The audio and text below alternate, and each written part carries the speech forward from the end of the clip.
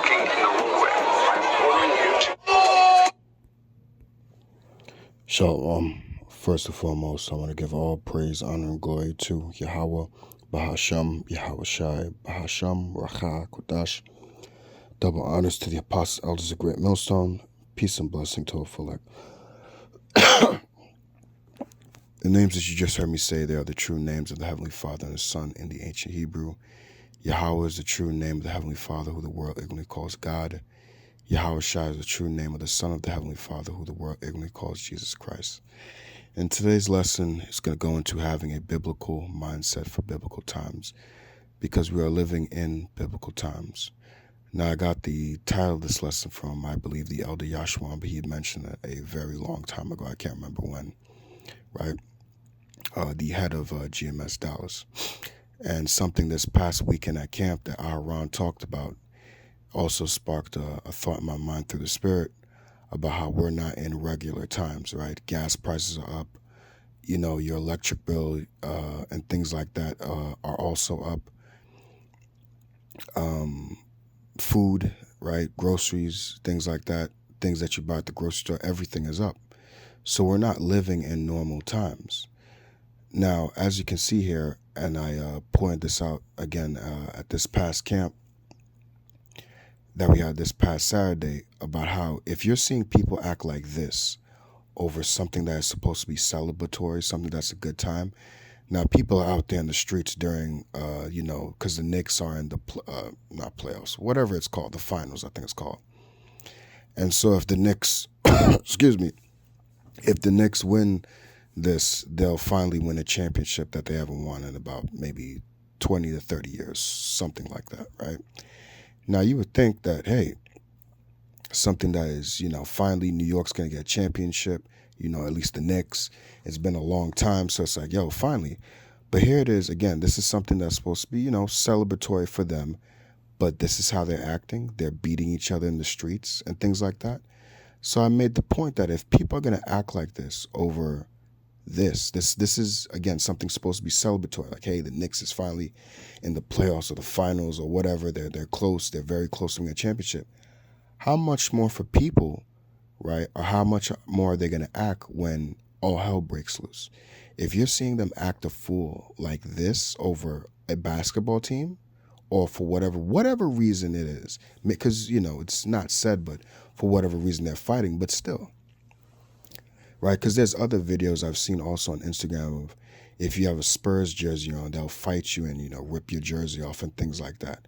So a fight breaks out from stuff like that. If people are going to fight over a NBA team, how much more over food? How much more over other things that are of more importance? A basketball team is not going to nourish your body. Food is what nourishes your body. So, again, a biblical mindset for biblical times, because we've been warned of certain things. And I'm going to start here, right? So you understand the biblical things that are going to happen upon the earth, because we are living in biblical times. This is not just regular times or regular days where nothing's going to happen, ain't nothing happening, right? Things are happening, regardless if you choose to pay attention or not. So this is Matthew chapter 24 and verse 6. And ye shall hear of wars and rumors of wars, right? And you're hearing about that happening now, all right?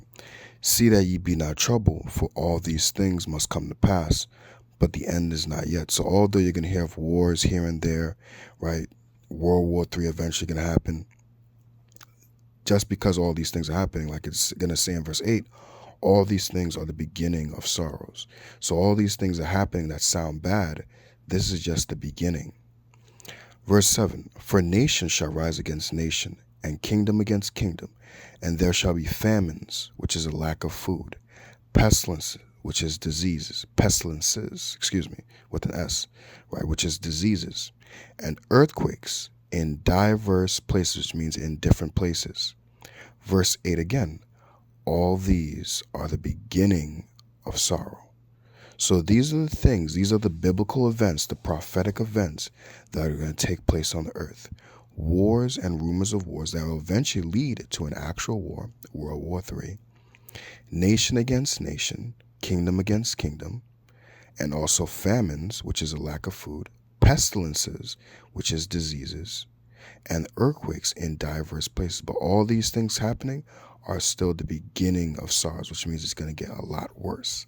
So understanding, right, which, like it says, I'm going to get that next, instead of quoting it, 2 Peter, right, because you see the people, excuse me, and how they're acting right now. They don't believe that they're in biblical times. They believe that, hey, this is just a chance, and the Knicks and all that type of stuff. Which, hey, if you're rooting for a sports team, you're not wicked or anything like that. It's not wrong with that. But when it leads to stuff like this, where you're assaulting people, even Bakar mentioned that, if I'm not mistaken, I think he said it's either battery or assault. And think about it, someone's recording this as well, so they can then go back through the tapes and see your face and see who was a part of it and whoever was accomplices as well. But people don't think about that in the midst of these things, right? So this is 2 Peter chapter 3 and verse 10. But the day of the Lord will come as a thief in the night, right? See, these people aren't thinking that the day of the Lord is coming back. They're only thinking about the now, which is the Knicks championship or the finals, right? That's all they're thinking about. But the day of the Lord will come as a thief in the night, in the which the heavens shall pass away with a great noise, and the elements shall melt with fervent heat, and the earth also and the works that are in shall be burned up. Seeing then that all these things shall be dissolved, what manner of persons ought ye to be in all holy conversation and godliness? So seeing that the end is going to melt away all these things, your NBA finals, people, America, all these things are going to be dissolved and gone away with. Like the scriptures say, I believe it's in Corinthians, the fashion of this earth, this world passeth away. Seeing then that all these things are going to be done away with, just like in this same chapter talks about the flood. There was their time, there was their legends, their greats that they had during their time, right? Just like you have your greats, your legends of this time, your LeBron James, your Kobe Bryant, your Michael Jordans, right? Every generation, every time period has their giants, their greats, their legends. Well, before pre-flood, you had, I'm not saying that there was basketball then, but you had those great men, those legends and things like that. But then what happened? The flood came and took them all away. And you don't talk about that. You talk about what? The devastation. Things still went on after the flood. So again, seeing all these things shall come, what manner of person are ye to be in all holiness, in all holy conversation and godliness? Meaning that you should have a biblical mindset, understanding, right, what the will of the Lord is, understanding how to conduct yourself, how to act, understanding the prophecies, so that way you know how to move, and that way you're not out here, excuse me, you're not outside like how these people are, right? See, these people don't have the wisdom, knowledge, understanding, as it's written of in Isaiah 33 and 6, and wisdom and knowledge shall be the stability of thy times. Having wisdom, knowledge, understanding is going to keep you away from doing foolish things. Let's get to the next precept. This is Proverbs chapter 22 and verse 3. A prudent man foreseeth the evil and hideth himself, but the simple pass on and are punished. So a prudent man foresees evil. He foresees an event. He foresees a bad time happening. And with that, what does he do? He hides himself, meaning he puts himself in a secret place. Now, these people here, do you think that they think, right, or, at this point, people know about the so-called Black Hebrew Israelites. Do you think that they're considering about the day of the Lord? Do you think that that's coming across their mind right now? No, they're just in the here and now. They're just considering about the NBA finals. That's it. But again, you see, this is the difference between the simple and the prudent man. See, the prudent man foresees evil happening. There's nothing wrong with watching the NBA finals. There's nothing wrong with watching. I would like the Knicks to win. I'm not even going to lie to you, right? Even though I'm not into basketball, I would like the Knicks to win. But my mind, right, I'm not going to let myself get caught up into these things to where I'm going to be out here looking like a fool and acting like a fool and then getting arrested and then eventually probably getting charges put on you now. So now here it is. You're supposed to be thinking about, the Knicks winning this finals, but now you got to pay a certain amount of money because, hey, you assaulted someone. And in this time, I don't think you want that added on to all the other bills and things that you got to pay, because there ain't going to be no little amount of money neither. But you see, people don't think like that. But like I mentioned again, if people are going to act like this over a championship final game, again, how much more are people going to act when all hell breaks loose? So you see, when I observe people's actions and things like this, I can already see, and that's what the prudent man sees, foreseeth the evil, right? And you hide yourself, right? Now, where and what are you hiding yourself in? Excuse me. Let's go to Psalm 91. Psalm 91 and 1. He that dwelleth in the secret place of the Most High shall abide under the shadow of the Almighty. And what is the secret place of the Most High? This wisdom, knowledge, and understanding. See? I will say of the Lord, he is my refuge and my fortress. My God, in him will I trust. Surely he shall deliver thee from the snare of the fowler, right, which is a bird catcher, right, which Esau can be likened unto a bird catcher because he has traps set to try and catch us. And from the noisome pestilence. Remember Matthew 24 talked about that pestilence, those diseases, right? So what? Going back to verse 2, I will say of the Lord, he is my refuge and my fortress. My God, in him will I trust. Why are we trusting Lord? Because we have an expectation that the Lord will deliver us from the snare of the fowler. He will deliver us from the noisome pestilence. Verse 4, he shall cover thee with his feathers, and under his wings shalt thou trust. His truth shall be thy shield and buckler. Thou shalt not be afraid for the terror by night, nor for the arrow that flieth by day, nor for the pestilence that walketh in darkness, nor for the destruction that wasteth at noonday. 1,000 shall fall at thy side, and 10,000 at thy right hand, but it shall not come nigh thee. See? Because why? Again, the prudent man, the prudent man foreseeth the evil and hideth himself, what? In the wisdom, knowledge, understanding of the scriptures. So when all hell breaks loose, the Lord is going to guide us. He's going to give us a spirit to know how to guide, to know how to maneuver ourselves when all hell breaks loose. When these very same people that you're seeing how they're acting here, right? In those days, in those days, there's not going to be any cops to break it up or stop it. It's just going to be an all-out brawl. And it's not just going to be fists flying, right? If I'm not mistaken, 2nd Ezra talks about sedition among men and swords in the hands, right? A man shall have no pity upon his neighbor for the lack of bread and for great tribulation. So again, like I said, if people are going to act like this, right, and are willing to get arrested and are fine with, getting arrested over, whatever dispute happened, right, over a Knicks game, or people are willing to, get into fights over a Knicks game, rip off somebody's clothes, and because that's disrespectful, right? And it's very funny as well to show how hypocritical people are. Everybody's saying that, you can have your own opinion, you can like your own team, but now when you actually like an opposing team, it's actually an issue now. Any other day, oh yeah, bro, you can have your own opinion, you can like whatever team you like, but not this time. All right?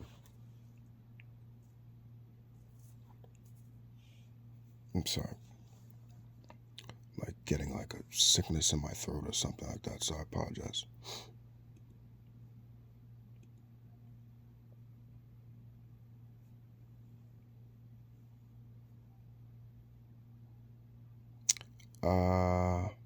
There was a precept I was thinking of. Hold on.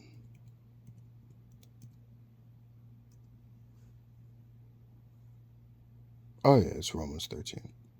Okay. This is Romans chapter Romans chapter 13 and verse 11, and that knowing the time, that now it is high time to awake out of sleep, for now is our salvation nearer than when we believed, right? But these people are still asleep. These people are not paying attention. They don't know that the day of the Lord is going to catch them as a thief in the night, because they're going to be the ones sleeping. And Lord's willing, we're the ones that are going to be awake.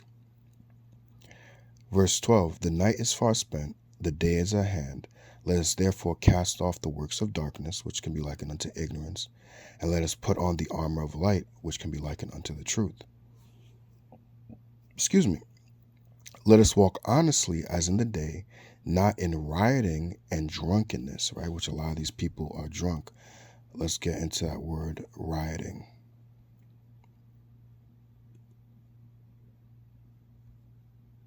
Which says a nocturnal, and what do you see? Most of the time that these things happen in most of these clips is what? At night.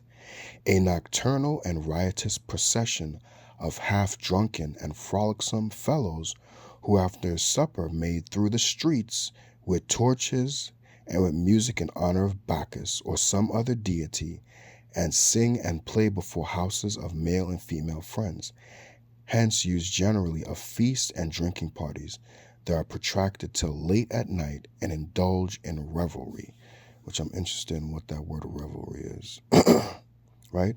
But that's what you're seeing. Old customs or things that people did, still the same thing that they're doing today. As the scriptures say, there is nothing new under the sun, right? Revelry, it says, is a noun that refers to lively, noisy, and boisterous festivities or celebrations. It typically describes unrestrained merrymaking, often involving drinking, dancing, and loud partyings. See? And that's what you're seeing. You're seeing that revelry happen, and you're seeing that rioting, right? Where people are just loud, having music, taking videos. This guy, pardon my language here, but that guy who was leaning on the car in the Knicks jersey, you're going to see him in a couple of minutes. He was just saying, suck my dick, multiple different times. And again, pardon my language. But that's how these people act. Again, this is supposed to be a celebratory moment. Hey, finally the Knicks are in the finals. They're close to winning a championship. And this is how you people act. Not this guy, the guy who was closest to the car. All right. I apologize. I know there's like a couple of people in the video with Knicks jerseys on. But this is how people are acting. This is how foolish, let me add, people are acting. You're supposed to just go there. Hey, if the Knicks win the game, all right, cool. Yeah, we celebrate. We get some drinks. We go to the bar. And then you just go home. It was like, hey, it was a good night, man. Hey, it sucks that it's late at night, but, I got to wake up early for work tomorrow. But fuck it, man. The Knicks won tonight. I could go to sleep and go ahead into work knowing, hey, at least my Knicks won.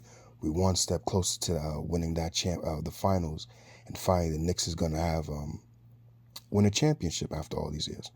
That's how it should be. Fine, you wanna party and drink, all right, cool. But at least have some decency with it. At least just don't be out here getting into brawls and things like that. Cause all right, next thing you know, you go to jail. What you gonna tell your boss now? Oh well, your boss is gonna say, well, hey, you don't have a job. I don't want an individual that's getting into fights and doing craziness. Remember, you represent your employers when you go out there. Now they don't have someone to cover a shift. Now someone has to do a double or something because you want to be just a fool. But like Baquar mentioned, that same thing. People aren't thinking about that, right? So again, this is that rioting you're seeing. Right? Again, through the streets with torches and music in honor of Bacchus or some other deity, right? Which you can liken these NBA stars unto a deity because what they're put there on a pedestal, right? Not saying that they are a god, but you can even make man into an idol, a physical man into an idol to where you look at them as something, right? In the minds of these people, these superstars, these celebrities, right? That's why they call them idols, right? That's my idol. I look up to that person, right? Right? This person has been put on a pedestal in your mind to where you idolize them. You have now deified them, right? In your eyes, they can do no wrong. They are perfect. They are the epitome of what you want to be.